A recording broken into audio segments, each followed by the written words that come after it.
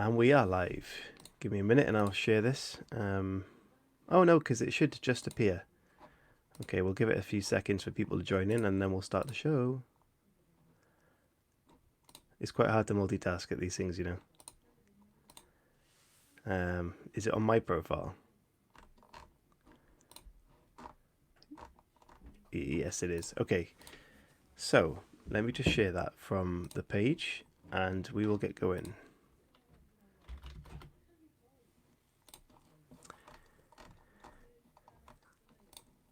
Okay, retweeted. Right. You ready, Chris?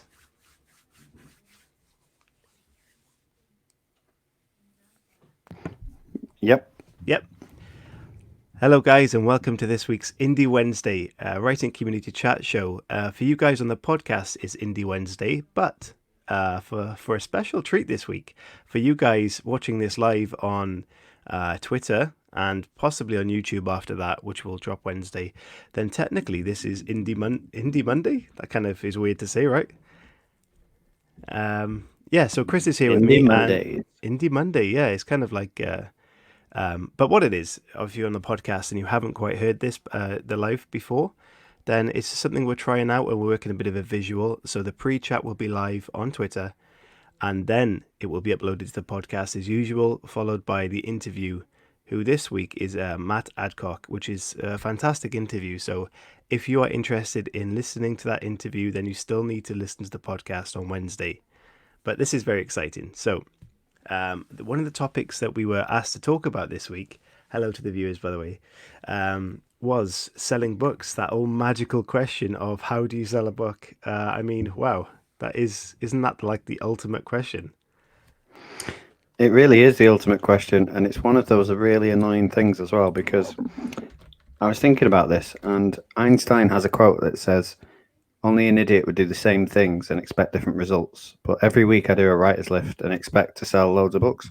Yeah, absolutely. And I mean, one of the big things with that is I feel the same way, and I think a lot of authors do. And for some reason, we get drawn into the same I don't know that mindset of this is what we're supposed to be doing, you know. But as you said, why are we still doing the same thing, expecting different results? So Yeah, like it's a minefield because we're not sales and marketing engineers. mhm. Like if that's a real thing, I don't know if there's engineers that do sales and marketing, but we're writers at the end of the day. We read a little bit, but we're not into sales and marketing. Like we don't Yeah. know how to sell. Like if we did, we'd be working in different roles, I should imagine. Well, that's it, isn't it? And I mean, I've heard many times that selling a book isn't just okay. Writing the book is a hard part of the process, and going through the editing and all of that sort of stuff is super, super difficult. But it is not just doing that. I mean, that isn't the hardest part. Once you've delivered your book and you've got it released, then you've got to market it, which is something most self-published authors didn't have a clue about before they started. Mm.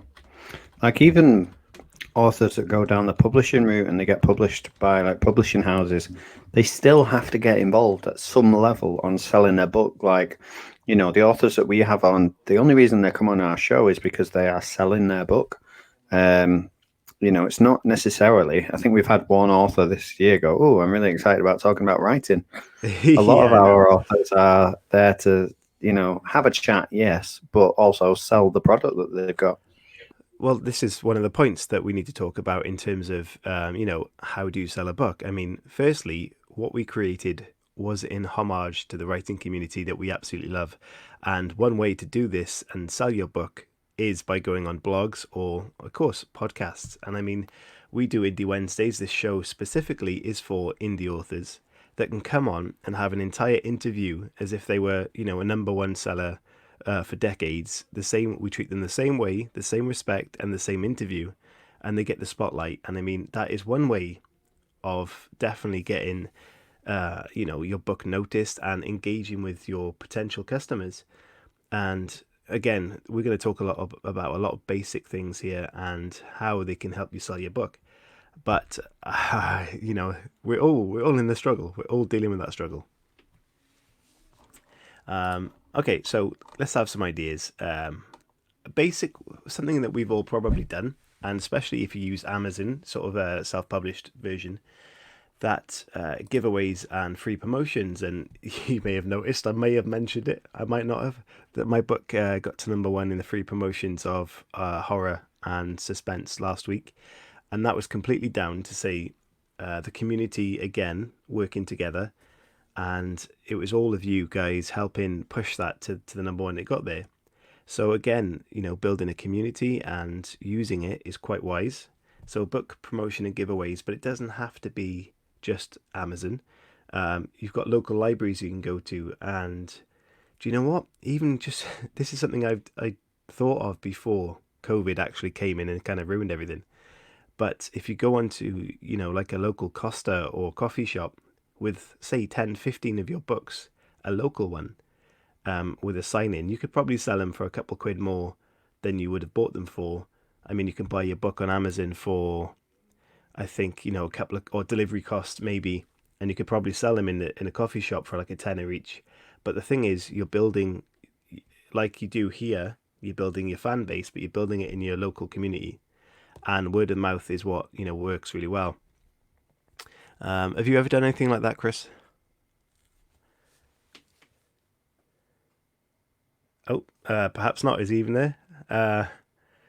Yeah, so even a good example of that is I was delivering on the weekend for my brother-in-law's business, and one of the old ladies I delivered to kind of, for some reason, knew who I was, and said about how that she really enjoyed my book and wanted the next one to come out. So, just having that word of mouth that way is pretty good. But I mean, there's plenty of other ways. I mean, social media, of course, is. But like Chris said, you can go plug in writers lists every day, and to be honest with yourself, I mean, how many conversions of a book, how many sales conversions does that actually make? Um, to be honest, I don't really know. Chris, have you got any like sales sort of advice through social media? I think he's gone and left me, isn't he? This is brilliant. He's probably gone for a wee. Yeah, so sales through writers lifts. I can't say I've had too many, and I've plugged those, and there's been possibly thousands of what they called impressions that get sold and shared around, and it still doesn't always result in sales. So social media is something that's quite handy, but not always good. Newsletters and email marketing, I've heard so many times, but this is something I haven't got into yet. But I'm not sure if you guys have got any comment. If you can comment if you've had any success with that, that'd be great.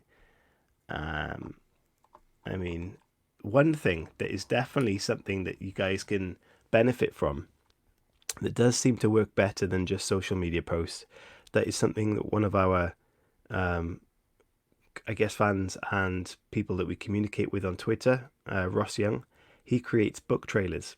And now these are like cinematic trailers, like a cinema film version of a trailer for your book, and they look fantastic.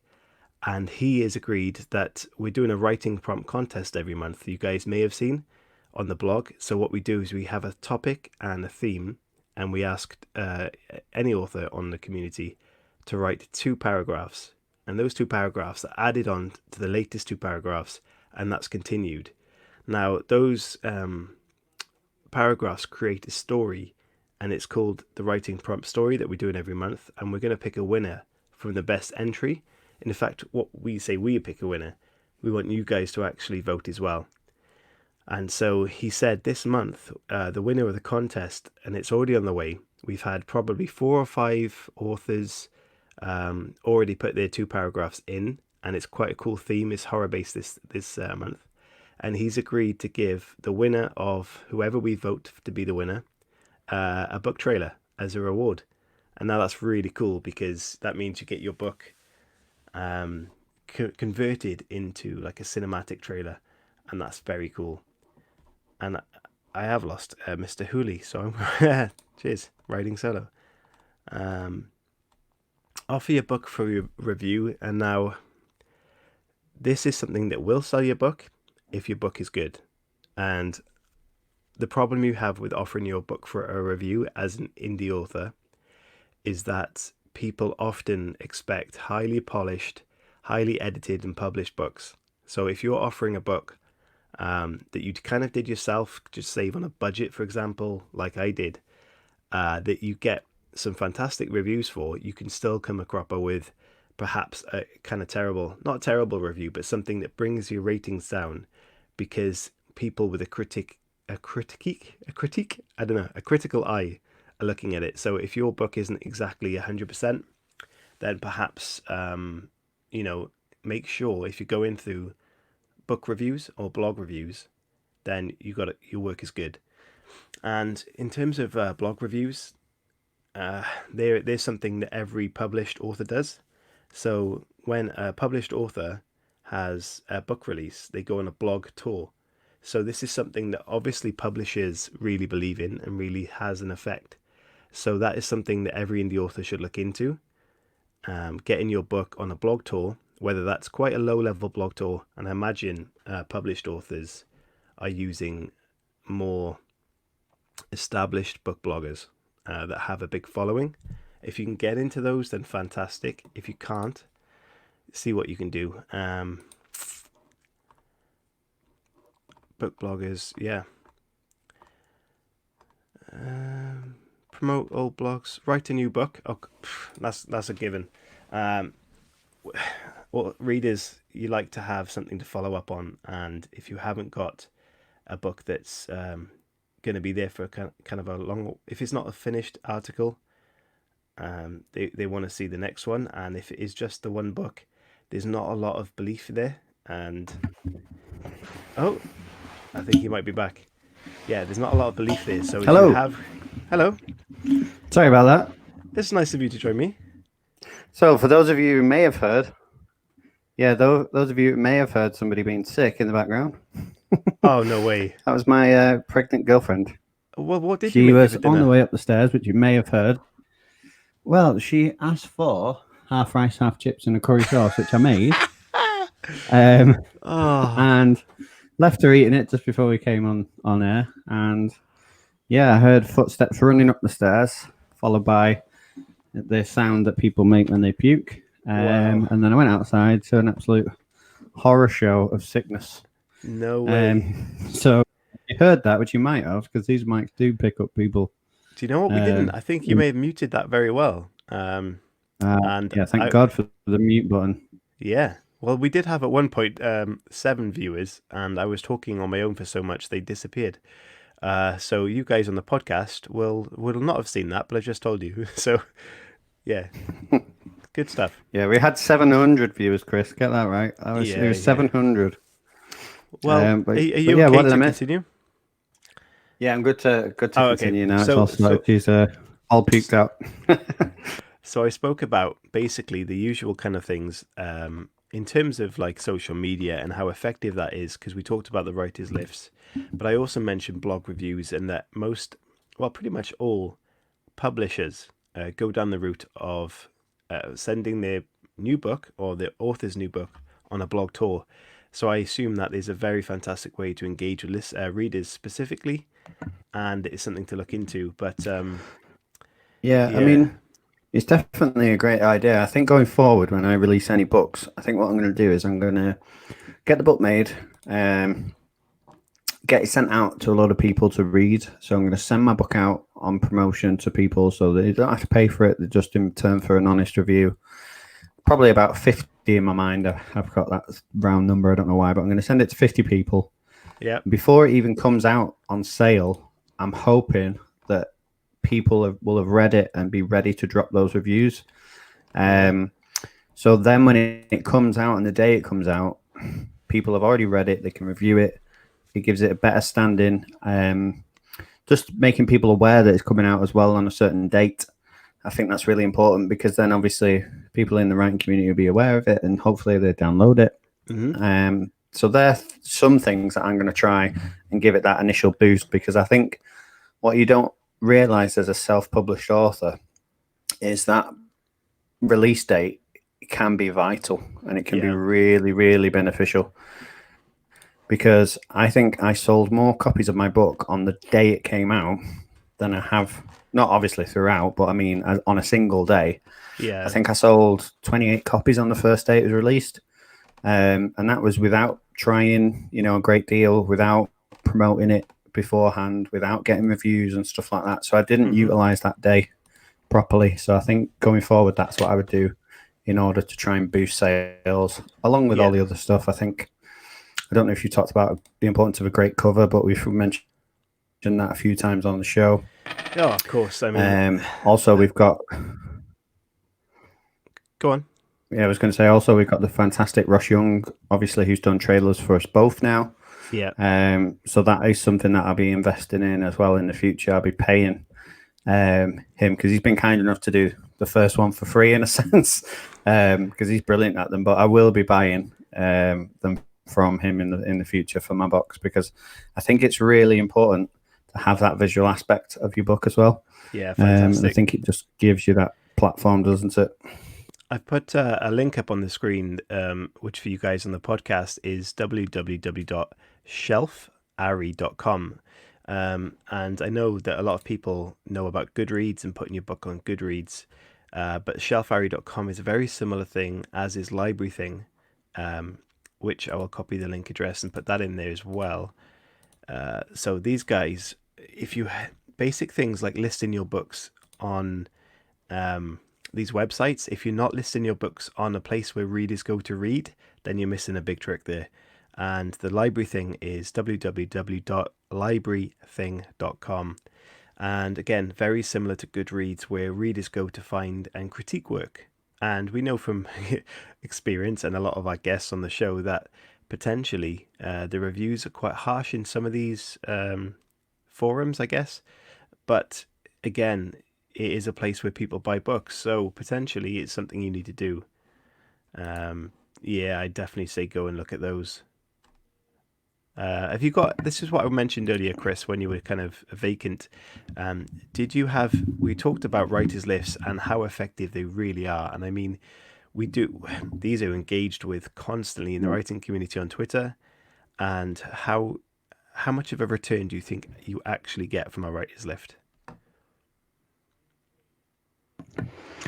I can kind of give an answer to this, because on the days where I have dedicated my whole Saturday to a writer's lift, I have probably returned maybe 2 to 3 sales, probably anywhere between 2 and 5, I'd say, in a day. But that is a full day of engaging in writers' lifts, retweeting everything, getting onto everybody as much as I can in terms of finding those shameless self-promotion Saturdays with the hashtag, getting on them, retweeting them, liking people's stuff, retweeting all that sort of stuff. And like I said, the return is not a great deal, like I said, between 1 and 5 copies. So I really don't think it's worth the effort. And I'm sure, in fact, I'm convinced there's a better way of selling a book. And I think it's probably down the lines of that more personal approach, rather than read my book, read my book, read my book. Here's my book. There it is. In case you haven't seen it, it's here again. Yeah. I think the author, as much as we don't like to admit this, the author is important to selling the book in terms of their personality and stuff. Mm-hmm. Which for introverts, like a lot of us, is not a good, exciting prospect. Well, that's the thing. As an author, you get the wanting to constantly promote your book and tell everyone, look at my book, I've done this work, I've done it, and I believe in it. It's fantastic. But then you get to the point where you probably are pissing people off, if we're going to be honest about it, that they just see if they're not reading your context, your text in the paragraph that you tweet or you put on Facebook, and they're just seeing that cover over and over, if they're not attracted to that cover instantly and they just see a text or ignore your text, then it's going to become like a turn off every time they see that book. So again, I just believe in put it in the right places, and perhaps that you'll get more sales that way than just pumping it into social media streams. Do you know what I've actually done? And I'm not afraid to admit this, because you can go on Twitter and you can money. It's a 50p that's stuck on my arm every time I lift it up off the table. You can type in Twitter pretty much anything you want, and on occasion when I've been desperate for a sale, I've put stuff in there like I need a good read or I'm looking for a new book, and you'd be surprised. It pulls up a lot of people that have typed that in. But then Yeah. you're like, how do I respond to this person? Because they've just said, I quite fancy reading something new. And then you go in and go, hey, here's my book. Like, it's really awkward to do that. And I have tried it and it has worked, but I felt gross. I had to have a shower afterwards. Oh wow. Yes. Well, you can have a shower after cleaning that sick up, I imagine. Most definitely. It was vile.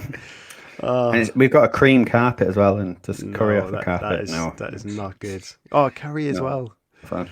Curry is going to stain that bad Yeah, boy. it's not fun. Oh. It really is.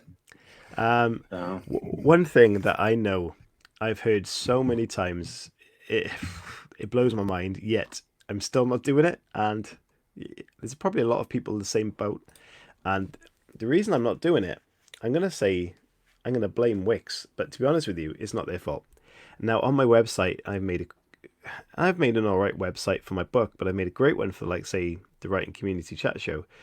But in the book, it gives you like an email campaign settings. And every time I try to do an email campaign from Wix, for example, it just doesn't work and it denies your campaign under some privacy settings. And I don't put anything weird in there. So if anyone has any ideas about that, then by all means send it our way and let the people know. But in terms of email campaigns, that is something that is said over and over again, and I understand why.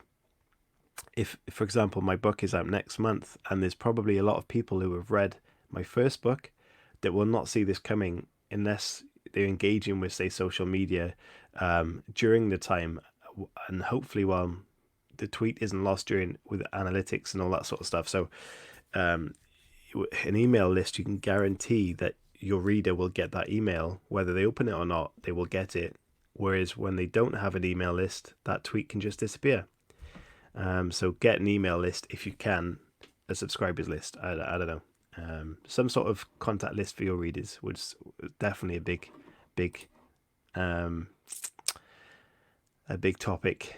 And I don't know. There's not much else to be yeah, honest like with I asked a question before on the writing community, like on Twitter. I asked a question before, and I'm just looking at it because some people did give some really good tips and advice. I don't know if you've gone through it you. No, I haven't already, seen it. Have but you? Have you got them there? yeah, I'm just looking for it now. But yeah, people did give some really good advice on there. Twitter is so insane. Like, it's like a minefield. Whenever you show Twitter to someone who's not been on it, they're like, "Oh my god, what's happening?" Yeah, definitely. I'm kind of the same, right? Pinterest is something I've heard a lot of people say for authors. Use Pinterest. I don't quite understand it. I mean, I'm using it, and I've never seen anyone engage with anything I've posted, even with hashtags and stuff in there. And if I see an article that I want to read, I click on that, and it just takes me to the same article on another page. So I don't actually understand how that works, but I'm trying to figure out each social media platform that could benefit the show, and I'm definitely certain as an author you should be doing the same. So you need to set up your mailing list through a third party. It's easier. For example, Mailchimp. That's come from Ross Young, who has just commented on the show.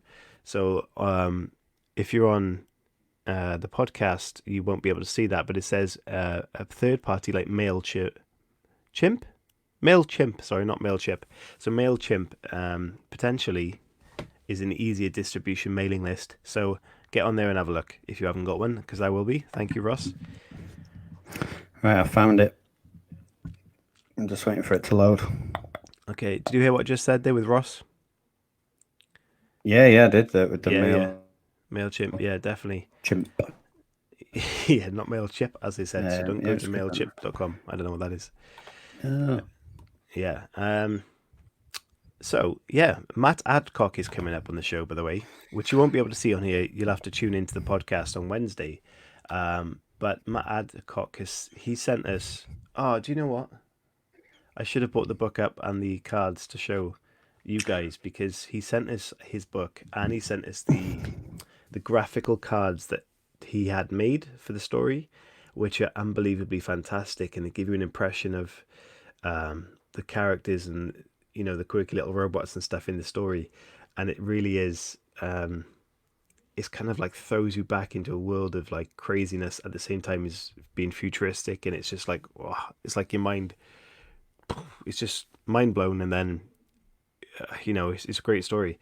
So those cards are just fantastic, and he sent us like a gift pack with it all. And even the book came wrapped in the story's wrapping paper, which I just thought was such a cool touch.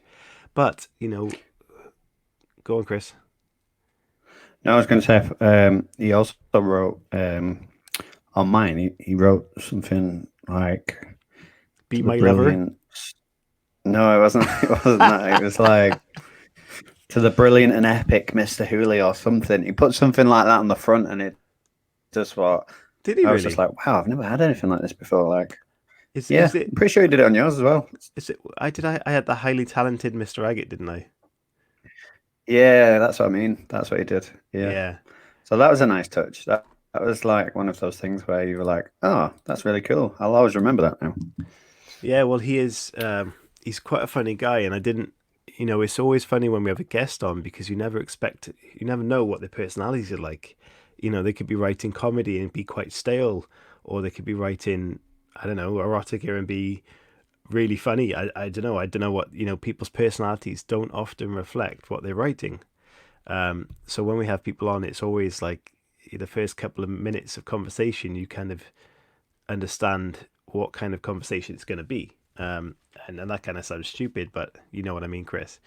Um, but yeah, I mean, Yeah. it was a great interview, and hopefully you guys will tune into the podcast to listen to it. And I mean, if you were new to this, if you were seeing this because it's on Twitter and you don't know what the Writing Community Chat Show is, it's a podcast created to give back to the writing community for the amount of help that it's given us. So that's what it is. We're just big fans of the writing community. So, on the topic of the writing community, I use the hashtag Writers Cafe Yes. with this because that is the hashtag, if anyone doesn't know about it, that you use when you want to talk about something serious and you're not just trying to promote your book. Is that what it is So, for? yes. Oh, I didn't know. I saw it once in a while. I just thought, Right. No, that's what it's for. It's to engage like people who actually want to talk about the process of writing, or if you have a serious question, because obviously we know a lot of stuff gets lost in the writers lists and all that sort of stuff. So you can type in Writers Cafe at the top, and it will put you into anything that's sort of like serious topics of conversation. So I asked the writing community before via that hashtag, how do you get people to buy your book? Now we had about 10 responses, so I'll just read through them. First one, I think he may be watching live as we go through this, is Mr. Ross Young. And he put begging seems to work for me, but seriously, I found in terms of Twitter engagement and making sure your hook is good, in the storm of promotion, it's hard to stand out. I mean, I found fun images, videos, and GIFs do help, but he says he's very biased. But obviously, if you are interested in getting a trailer made or a really cool GIF made that's personalized to your book, Ross can definitely do that with his company, Sulk Media. Yeah, So, well, on our website that I will put the link up to on this now, and you guys on the podcast should know this already, the writingcommunitychatshow.com, there's an author services page on the tabs at the top, and that's got Ross's business on there and a load of other not so much indie, there's some very professional things on there. So you can go onto there and have a look, and if you need an editor or beta reader or a publisher, just go onto the author services page and you'll see some. And, we recommend those people. So by all means, use that. okay, and the next comment is from Harbe Ahidi.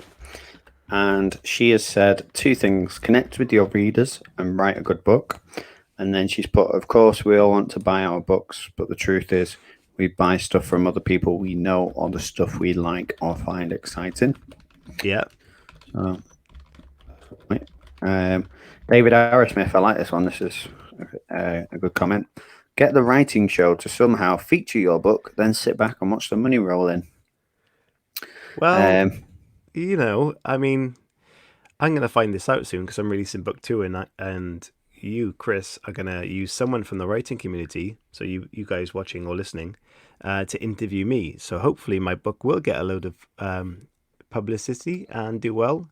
But, I don't know. I'd be interested to know from the people we've had on the show, have their sales increased a little bit, or maybe some, or moderately? I don't know. After coming on the show and having, say, I don't know, 50, 60 listeners listen to their show. Have you increased sales? If you have, please let us know. Yeah, and if you're interested in David Arrowsmith's book, I'll see if he can roll in a little bit of money at the moment. So his book is called Nevada Noir. So David Arrowsmith is at Mr. Writerman79. So you can check that out if you want, if you're listening. Also, we've got JD Sanderson. His comment is, I reach out to the audience that understands me. I was inspired to write by the Netflix show, The OA. I wanted to create stories that were original.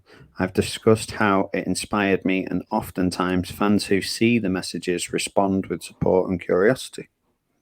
So that's a very unique selling strategy, I suppose. Yeah, definitely. Yeah, I'm not sure about that one. I mean, what do you say? He watched the series OA, then wrote a book. Yeah, he said he was inspired to write by the Netflix show, The OA. And he said he wanted to create stories that were original. And he discusses on Twitter how it inspired him to write. And then often people who are fans of the show message him and show a bit of curiosity that way. No, I understand that he's inspired by the show, but then surely that isn't being so original. And I don't want to be offensive to you, Mister whatever. What do you say his name was? Sanderson. But I'm just, you know what I mean. It's a bit of a it's a bit of a contradiction. But if for example, that there are a lot of books that kind of are similar to others, because you can't just write something that hasn't been done, because let's be honest, that's just the way of life. Most things have been done already, but it's putting it in your own twist. So if you're saying that you were inspired by OA and you wrote your own alongside kind of version of that in your own sense, then fantastic. Yeah. And that's a great way, because you're engaging an already big fan base. Yeah, like on the Pitman things, my agents encourage you to put, this is like this, cross with this. Yeah. So that might be a good point. Well, here's a question now. Pitmad, do you need to have an original story for Pitmad, or can you have one that's already released? I think it's a case of it's not been released. I mean, someone correct me if I'm wrong, but I think it's a case of it's unpublished. So this is an example that will help that, and our writing prompt competition will help you, even though it's very small, to get used to writing different stories often. Then writing competitions, you can enter. I think it was the Manchester. We talked about this. The Manchester writing competition for £18, and it's like a 10 grand prize pool, I think, and it's a 5,000 story, fiction story. So anyone can write a 5,000 story, a word story. So stick your 18 quid in, have a crack at those things, and you never know, your writing may get acknowledged from doing that. But also when it comes to Pitmad, and you've got an idea from doing all these little writing contests and stuff, then you never know, you could just put one of those ideas forward and get picked up on there. Yeah. Corey Swanson says, once you've figured it out, let me know. A little winky face. Yeah, definitely. Tamway Dar has said, he's given us 3 tips. Write something that you'd want to read yourself. Is tip number 1. Number 2, try and make it attractive and eye-catching to the buyer. So I'm guessing he's talking about the front cover there.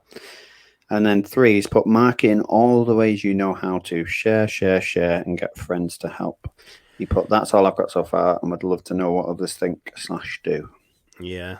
I mean, the share thing we've talked about, and we do often ourselves, and that does create exposure, but you have to be careful with what you're sharing, and that you're not putting people off that way. But ultimately, for example, we had Noel Clarke on our show, and if you don't know who he is, he's a big actor in the UK He's been on a lot of British shows. He's got his own production company. He's done some incredible films, and he is the star director, blah blah blah, of Bulletproof series 1 and 2, which was huge in Britain and is now taking off in the US.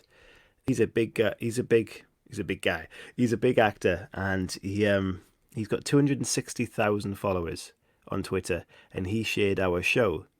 And to be honest with you, it has no more listens than, say, Halo's show or Evan's show. Do you know what I mean? It's the same as the indie author listeners. So you could be sharing your tweets to, say, hundreds of thousands of people, but it doesn't guarantee engagement. So I believe going back to the blogs and back to where readers go to find books is the answer to is the trump card against just social media bombardment.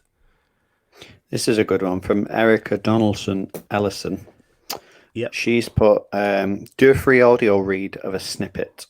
People love to hear the authors express what they love, and it is enticing. If the voice or your voice is not motivating, then I wonder how I can be interested if you're not excited about what you have written. Yeah, I agree. And if you look back to our bedtime story challenge, or your bedtime story challenge, that was a fucking super hit on Twitter. We will do that again, and we've promised to. And now our YouTube channel is starting to gain some videos that aren't terrible. I hope that we'll start doing that again and uploading the videos so you can all see them. It's a great idea. Yeah, it really is. We've got some not so great ideas, but I do like them. So Hope is back. As put at gunpoint, maybe. Well, I'm not sure how much you're going to want to read after that situation. That's true. And then we've got Jane Jargo, who's put sacrificing virgins is good. Have you been watching Vikings a bit too much, I think? Yeah, she has. So yeah, those were the responses. Well, which, you know, I think what it shows there is we don't really have a clue. Absolutely, and that's a guarantee. I can guarantee that. Otherwise, you know, and to be honest with you, the authors we've had on who are successful authors who have proved themselves almost often talk about how it was kind of, you know, sometimes at a point where they just thought it was never going to happen. So that means that, you know, it's just kind of luck of the draw at times. So the most convincing author that we've had on that really, like, he stood out to me, and I thought, wow, that's either really confident or just genius, was Steve Kavanagh. We asked him about Twisted and how it wasn't Twisted, so it was 13. How 13 was his sort of breakout novel. Yeah. And we said, like, how did it feel when that happened? And he was like, well, I kind of already knew that was going to happen. Yeah, it was a plan. That's how I wrote it. Yeah. So that was a big shock to me, because I thought, Jesus Christ, like, how can you have that amount of confidence in yourself? Well, what I loved about that was the fact that he said this was the shot, and it was interesting because I would never think that way. If I was releasing book 2, 3, 4, I wouldn't think, ooh, this is my book, because you know, in my eyes, it's up to the gods of books that if it's going to do well or not. But I guess that's the biggest tip that I can give anyone, and this is from experience from our authors as well that come on the show, is you just got to keep writing and releasing books. You can't just do one and hope it sells loads. I agree with that, and I disagree at the same time, like, because I feel like if you pressure yourself to keep producing work, it could be really productive or it could be terrible, because you're only as good as your last book, I think. So if you think, I need to get this book out there because I've got to keep writing and keep producing and keep getting it out, then, you know, you've kind of lost that original reason for doing it. You're just doing it because you feel like you need to rather than you want to. Yeah. I think, you know, there's a lot of authors that don't succumb to the pressure and they do really well. Like, for example, Thomas Harris, who wrote the Hannibal series, he wrote 4 brilliant books in, like, Hannibal Rising, Red Dragon, and Silence of the Lambs. And then he didn't write anything for, like, I think it was about 15 years. And then people were pressuring him to bring this new book out. So he did. and it dive bombed, and people were like, "Oh, I shouldn't have bothered." Yeah, well, that's the thing, isn't it? Expectation tends to put a lot of pressure on you. Mm. I don't know. Well, we're going to have to wrap up soon because we're hitting 40 minutes and we want to get Matt Adcock on the show, which for you guys, again, if you're watching on video, I'm sorry, you'll have to wait till Wednesday's Indie Wednesday show on the podcast and then you can hear his interview. But it's great and gives some good insight again to how he manages his books and how he sells and how he, how he writes. And that's one of the fascinating things I think I like about the show is getting everyone's perspectives of how they write, because no one's processes are the same, and it's kind of interesting to me that that's how that's done. Or it's either that or I'm just nosy. Cool. Right. So that's I think that's plenty of advice there, Chris, to start off with. And for you guys on the podcast, I will leave links to the shelfari.com and the librarything.com that that kind of similar to the Goodreads thing that you can post your books where readers go to read. So thank you guys for tuning in and look forward to Matt Adcock's interview. And after this, we will speak to you for a Friday night chat show. Thanks, guys. Okay, bye, guys. I hope the sales are with you this week. May the sales be with you. Yeah. Good luck, guys. Thanks.